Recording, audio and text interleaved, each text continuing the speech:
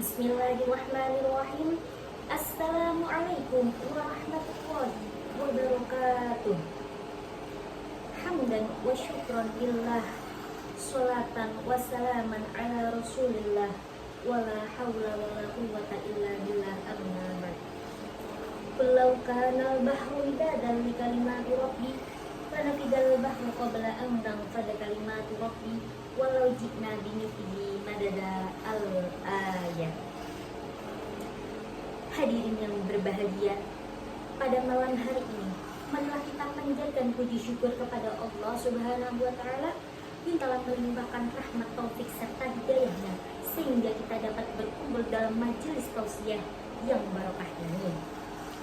Sholawat serta salam semoga tetap tercurah limpahkan kepada junjungan kita Nabi Agung Muhammad Shallallahu Alaihi Wasallam yang telah membawa kita dari zaman kegelapan menuju zaman yang terang benderang, yakni ad-dinul Islam wal iman.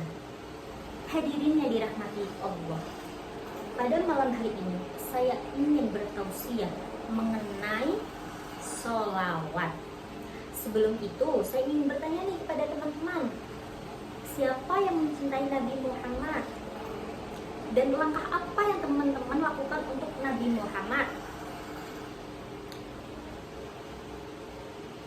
Sebelumnya, kita sebagai umat Nabi Muhammad harus senantiasa mencintai beliau dengan misalnya yaitu membaca apa?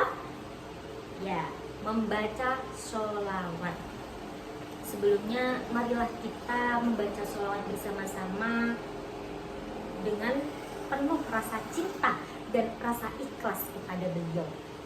Allahumma sholli ala sayyidina Muhammad, ya Rabbi sholli alaihi wasallim. Banyak sekali manfaat bersolawat kepada Nabi Muhammad Shallallahu Alaihi Wasallam. Pada kesempatan ini saya ingin membahas mengenai manfaat sholawat. Hadirin yang dirahmati Allah, pertama, seseorang yang suka membaca sholawat dalam hidupnya, maka ia akan diutamakan dalam darul abadi, yaitu akhirat kelak nanti. Sesuai dengan hadis Nabi yang berbunyi, sesungguhnya lebih utama bagiku insan besok pada hari kiamat ialah mereka yang lebih banyak membaca sholawat kepadaku. Yang kedua, manfaat bersholawat ialah diangkat derajatnya 10 kali lipat dan dihapus keburukannya 10 kali. Nah, sahabat muslim, siapa yang di sini merasa dosanya paling banyak? Tapi saya juga terkadang merasa seperti itu. Nah, untuk mengurangi dosa-dosa kita sebagai manusia yang terus-menerus melakukan dosa, teman-teman, kita harus memperbanyak sholawat dengan harapan dosanya itu dihapus oleh Allah setiap harinya itu 10 kali. Seperti sabda Nabi, barang siapa yang bersolawat kepadaku 1 kali, pasti yang maha kuasa akan bersolawat kepadanya 10 kali juga, dan dihapus darinya 10 kali kesalahan, diangkat pula baginya 10 derajat. Wah, Masya Allah, begitu nikmatnya kita membaca sholawat, teman-teman.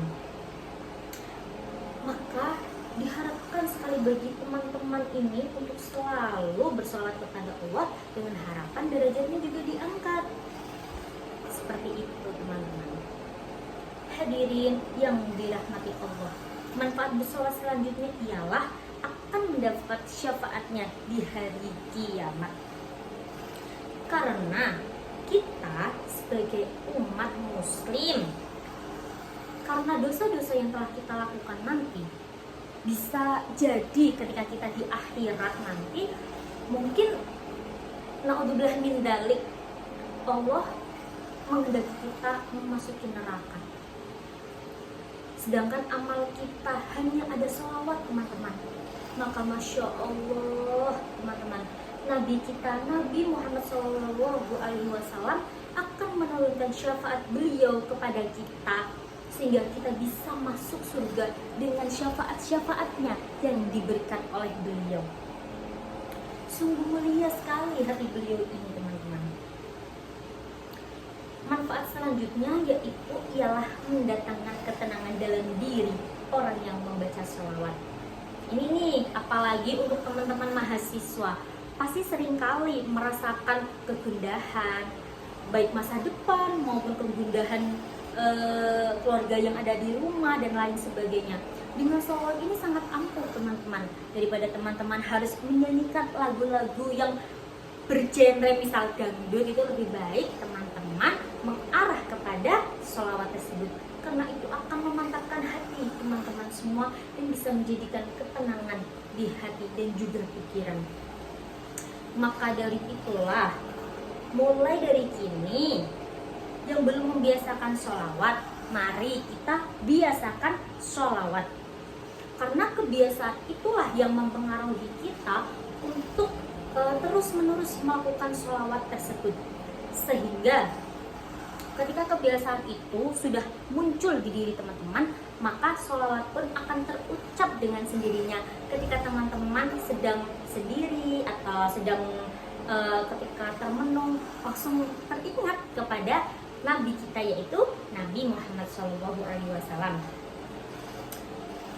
Dan sholawat ini juga menciptakan rasa aman di kawasan teman-teman, karena teman-teman merasa terlindungi oleh Nabi kita, Nabi yang sangat mulia, yaitu Nabi Muhammad SAW. Hadirin yang dirahmati Allah, kita sebagai manusia hanya bisa mengusahakan yang terbaik untuk diri kita sendiri, karena kita hanya bisa meminta pertolongan kepada Allah dan kita hanya bisa mengharapkan syafaat dari Rasul kita, yaitu Nabi Muhammad SAW.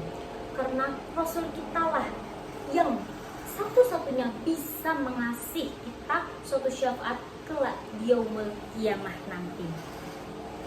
Kurang lebihnya saya mohon maaf apabila dalam tausiah saya hari ini banyak kata-kata yang kurang berkenan di hati teman-teman, karena setiap manusia pasti ada kesalahan, mohon dimaklumi ya.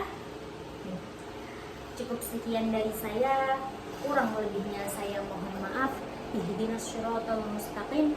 Assalamualaikum warahmatullahi wabarakatuh.